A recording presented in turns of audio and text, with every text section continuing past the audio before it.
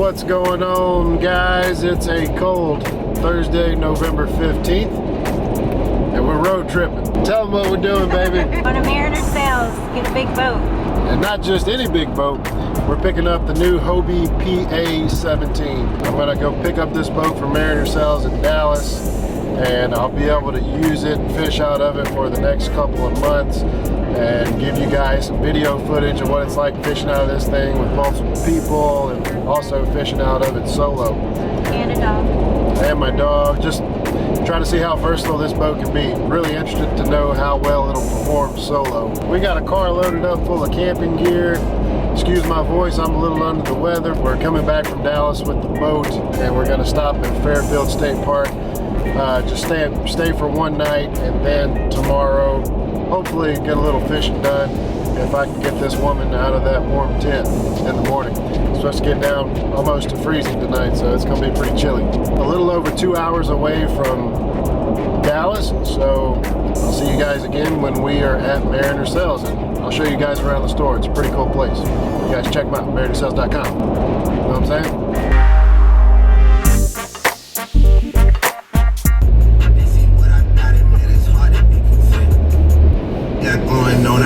Represent my Hobie so long, they hate it. 17 foot long, I'm best I be catching.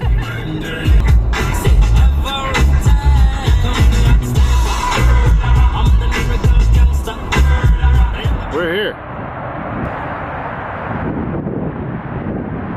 There's a PA17 right there, but I don't know if that's the one I'm picking up because it's on a trailer. I told him I'm not picking up the trailer, but let's go give him some more details. We'll take you guys through the front of the store so you can kind of get a look firsthand of what it's like to visit Mariner Sales, because it's a really cool place.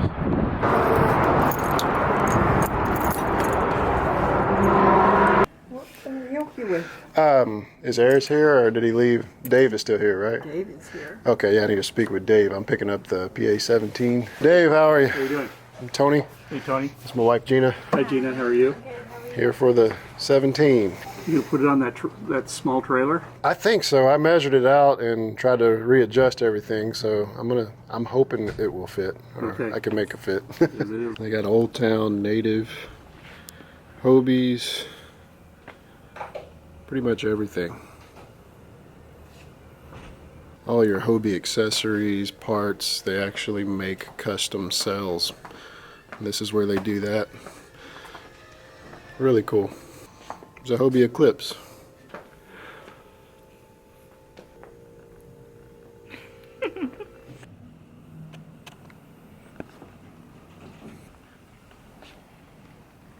All kinds of stuff.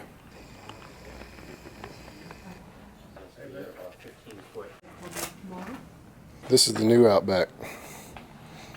This would be the perfect boat for you. Oh, yeah. It's smaller. It's got a wider seat. It would fit my legs. They just got so much stuff, guys. You know, I used to work with ACK, but not trying to bash ACK, but this place simply blows them out of the water with merchandise and customer service, and that's all I'm gonna say about it, at least from my experience.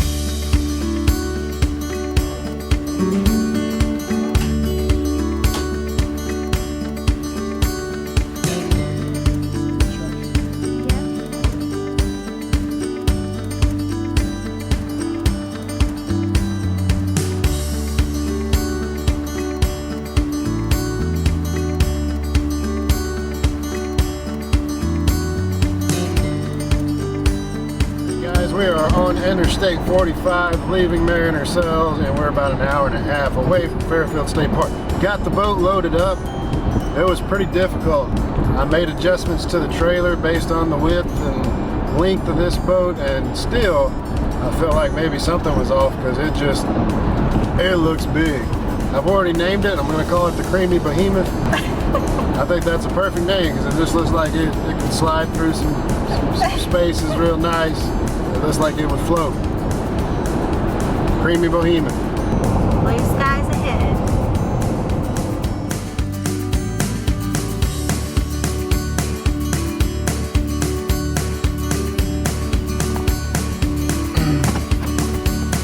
Hello, we have a reservation under Zebra. Come on in for your plate number side. Okay.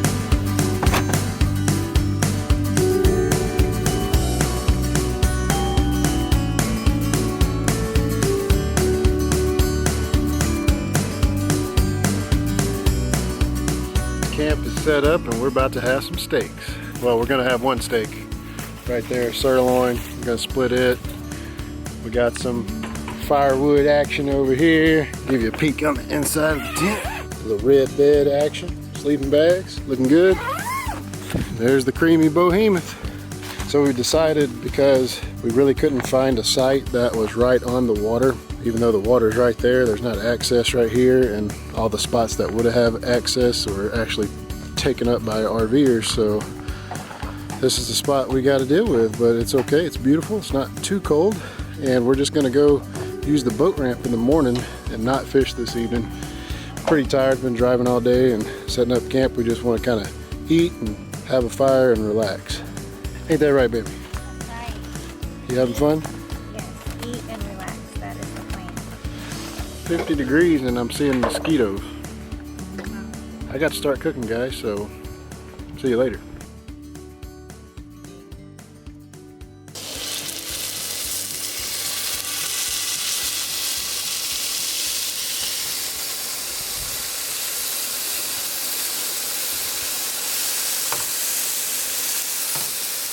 Ooh, that smells good already. Here we go, not bad. Steak and potatoes for a little 10-minute meal. How was it, baby? Delicious. All right.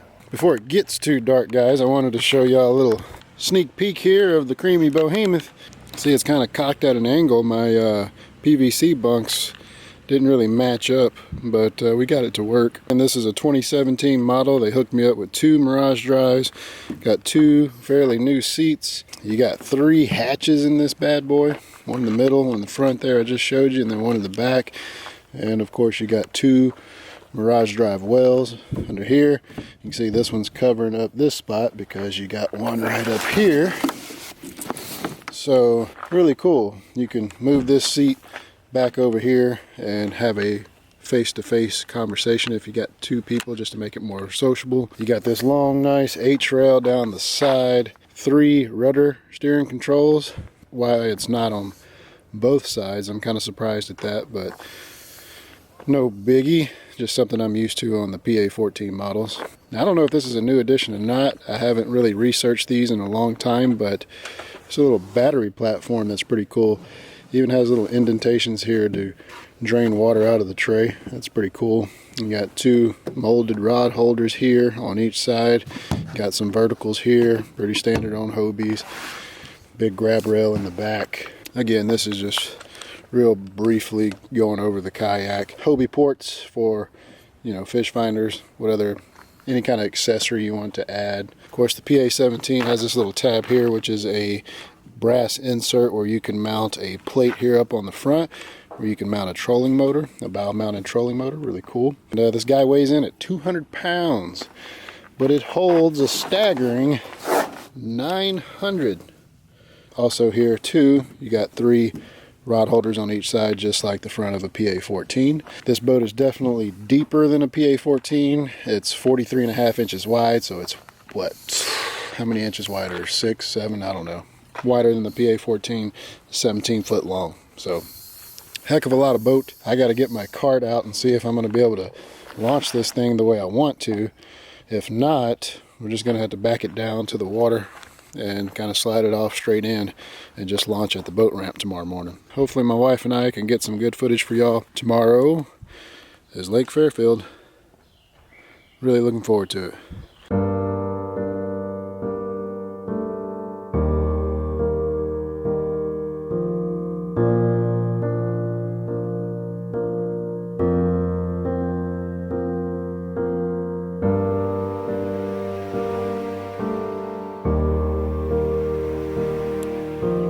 Guys, we made it through the night, huh, babe? Yes, we did. The raccoons didn't steal everything. Yeah, there was raccoons everywhere, but we were good. The heater in the tent worked very well. We didn't get cold. and nothing on the picnic table was bothered, and we actually slept great, and slept so good that we're a little late waking up this morning to go fishing. So we're gonna make some breakfast here, some eggs and sausage, and get something warm in our bodies, and then figure out how to launch Creamy Bohemian.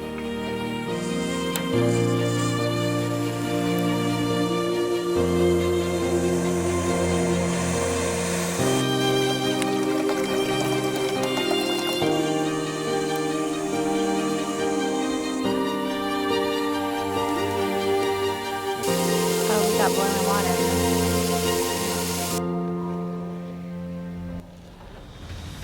Jimmy Dean sausage, some eggs, hash browns, and cheese. Think I should have went back a little further? Gotta back up a little bit further.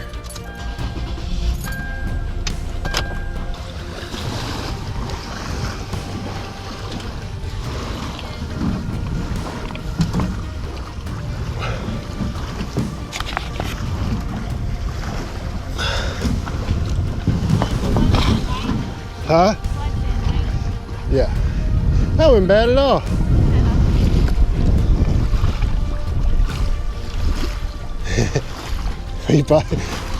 There you go. Got it? Okay. All right, guys. I'm gonna stand up in the behemoth. Oh man, this thing's stable. There's the old lady. I gotta get my rods rigged up. Here we are. Trucking across Lake Fairfield.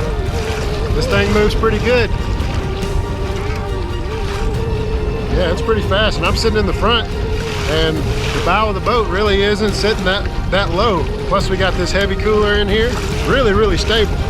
Can't wait to try it out solo too, see what kind of speeds I get. The cool thing is I can just stop pedaling and she can just keep going. Did it get harder?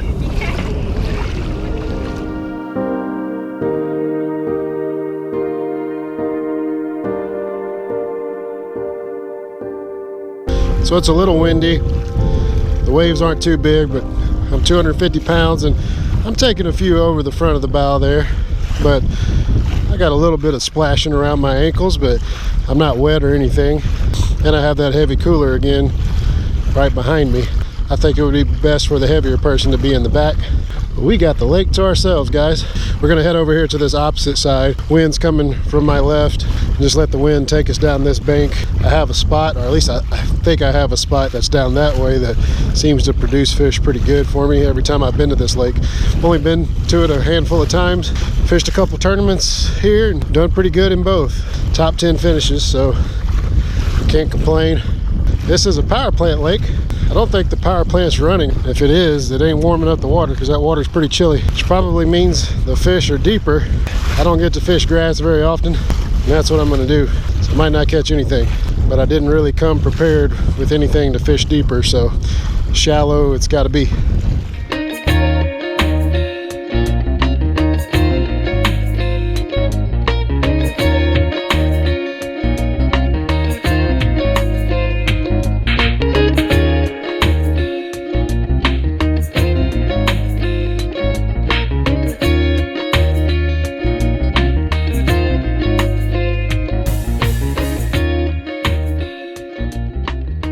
As you can see, we've switched positions. I'm now in the back and my wife's in the front. We had no issues cutting across the big cooler. You know, the boat was real stable. She stood on one side of it while I passed on the other. I think we're even a little bit faster, which I figured we would be with more weight in the back. This thing is solid. It's a calm day, but you can tell even when I move side to side really hard, especially with the skeg down, it's locked in. Stand up for a second, babe. We'll both stand up. She's standing sideways, I can turn sideways. We both could stand and fish. It'd be a little cramped with 3 people fishing, but maybe if you had a kid that wanted to stay seated on a cooler or something like that in the middle, you could do it, or have a small kid sit on the front hatch. It's very doable for a family. Just the water's really low, and it is the middle of the day. I'm sure the fish have moved off into deeper water, but I would like to find some kind of grass or reeds deeper where I think, you know, there's some bass that would stay in that grass probably year round, maybe, I don't know. So far I hadn't got a bite, but we're gonna get them. Wow! Okay guys, tough fishing today. Just couldn't make it happen. I don't know if this cold front messed the fishing up, but the water level was low. Got bit a couple of times on a wacky rig Cinco. Didn't get that on film just because the bite wasn't getting on any type of pattern. Wasn't even catching any fish really, so really wasn't nothing worth filming besides just pedaling around here in the kayak, which we absolutely loved. It was great to fish out of it in this windy day and stable. We were comfortable all day long, had a picnic, and it was a great time. It's time for us to head home now. You guys stay tuned for the next episodes. I will most certainly be going in depth about this kayak, talking about this kayak, how it performs solo, all its features, the whole 9 yards. So if you guys got questions or anything, you know what to do, leave them in the comment section below. And I hope you enjoyed coming along with us on this camping trip. You guys take care and stay tuned. Come on. You want to say bye to the family? YouTube family? Bye, YouTube family. Thanks for joining us.